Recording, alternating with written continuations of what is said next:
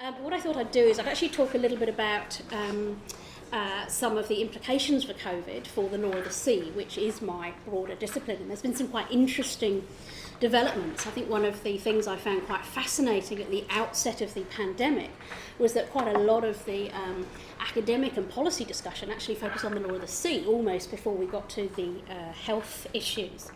So what I want to talk about today are some of the implications for the rights of states, particularly port states and flag states.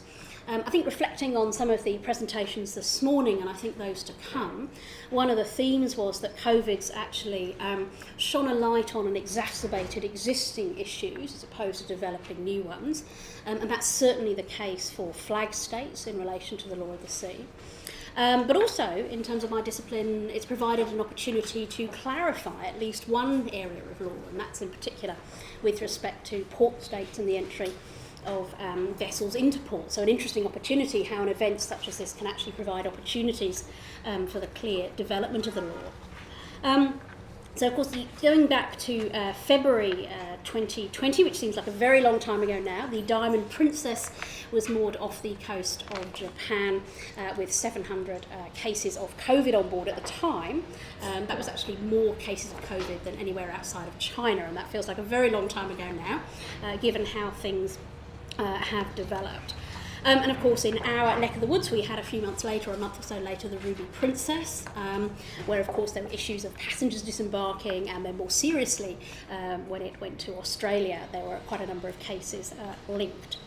Around the same time, we had the case of the Zaandam, which was refused entry into a number of ports in South America, and also initially refused passage through the Panama Canal, so sort of evoking the voyage of the damned and the St. Louis, of course, back in 1939. So raising some really interesting questions about the rights of port states to exclude entry to vessels. And of course there's been a lot of focus on passengers, particularly cruise ship passengers, less focus on the crew, and that's an equally significant issue. And it's actually estimated there are about 400,000 crew members at the moment at sea working beyond their contracts, essentially stranded at sea. And therefore there are an equal number of crew members that are stranded on shore without work. So it's actually an enormously significant issue.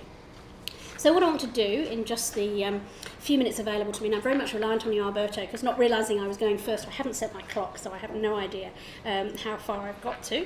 I'm going to say a few words about sort of entry into port and then the role of flag states. So one of the most visible, sort of immediate reactions of states at the outset of the pandemic was to close their ports to foreign vessels. New Zealand did this very early, as of course did Australia, Canada, states in the Pacific, and a number of other states. The question of whether states have a general right under the law of sea to close their ports has in fact never been entirely settled. There's a sort of a general view that states do have a right to close their ports, and often the Nicaragua case is cited in support of this, but they talk about states having a right to regulate access to ports, but that's not quite the same as denying vessels a right to enter into ports. What COVID has demonstrated really clearly is that states do have, or at least do believe they have a right to close their ports to foreign vessels. And I think this is a really quite nice, neat example for those of us that teach international law of quite rapid, consistent practice, which really confirms this. Of course, many states have individual treaties with other states which permit entry into port. And one treaty which hasn't been talked about an awful lot, but which New Zealand, in fact, is a party, is the 1923 Convention and Statute on the International Regime for Maritime Ports. And that actually requires states to permit equivalent entry, essentially entry equivalent to their own state, as their own vessels. So certainly New Zealand's actions and the actions of others would be potentially contrary to that convention under Article 2. But of course under Article 16, that's a savings provisions which allows for temporary measures in a case of an emergency affecting the safety of the state. And I think it would be an interesting question to kind of look at the text around that as to the extent to which that provides an exemption. An interesting question which is connected to entry into port is the notion of distress. So there's no doubt that under international law, vessels in distress have a right to enter port. The concept of distress, though, again, is not entirely settled as to what distress means. Certainly if a vessel is at risk, if there's a significant risk to life on board, then that would constitute distress. And in fact, the most sort of considered discussion of distress took place sort of 10, 15 years ago, when of course we had a number of oil tankers wandering around the oceans needing to enter ports of refuge. That fortunately doesn't seem to be quite so common. I think it's not actually absolutely clear that simply having cases of COVID on board a vessel automatically means that that vessel is in distress. And again, this I think provides an interesting case study on if you have significant disease, how does that relate to the concept of distress?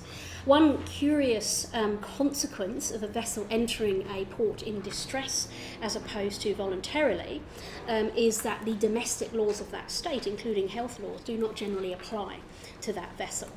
So actually there is an incentive for a state not to grant entry on the basis of distress, but simply grant entry into port. And that way you can apply your health laws to that vessel. I think when you have these sorts of events, you can sometimes identify where you potentially have conflicts within different areas of law. And this certainly has illustrated to me conflict between sort of potentially health law and the law at the sea. So interestingly, the International Health Regulations 2005, promulgated by the World Health Organization, actually says under Article 28 that states should not close their ports to vessels on account of disease. And that's an interesting provision, and it appears to be it's not simply the parallel to distress. I would actually read that as a broader position in terms of not being able to close their ports, but clearly states have essentially gone with the law of the sea and regard themselves as being able to close their ports. So I think there's an interesting kind of question as to how those bodies of laws fit together. In terms of sort of turning to crew, this I think is where we have quite a significant issue. And I think if we think about sort of the rights regime, there are a whole range of bodies of law which actually apply quite a lot of rights for crew. So the issue I think is not the absence of law, the issue is the inappropriate enforcement of law. So if we've got the Law of the Sea Convention, various IMO conventions that particularly relate to the manning of vessels, most importantly the ILO Maritime Labour Convention, as well the health regulations and of course human rights law. Under the ILO Convention, which again New Zealand is a party to, sets out enormously detailed requirements, particularly on flag states, but also on port states where crew are requiring medical attention where they're in port. Thank you very much, but particularly the flag state has an obligation to ensure that vessels, essentially to ensure that ship owners and shipping companies are providing adequate medical care for their crew.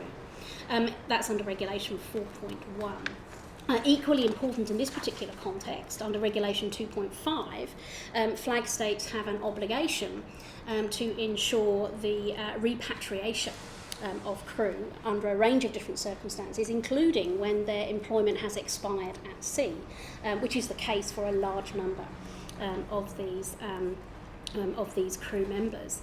Now this I think raises some really interesting questions, because clearly these provisions are not being complied with.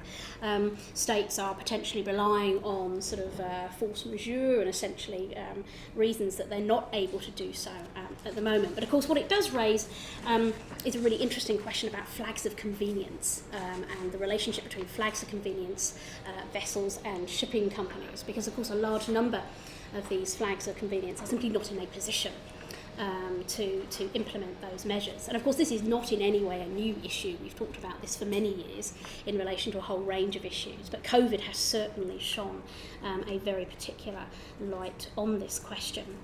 At the moment there is a draft resolution before the International Labour Organization in order to try to address this issue, but interestingly the key provisions from this resolution actually are more directed at port states. Thank you to provide for regarding these seafarers as key workers and actually facilitating their repatriation as opposed to flag states. So I think in just the one final point, one interesting question is the extent to which shipping companies may well actually change their flag in order for a more sort of convenient provision in relation to COVID. So thank you very much.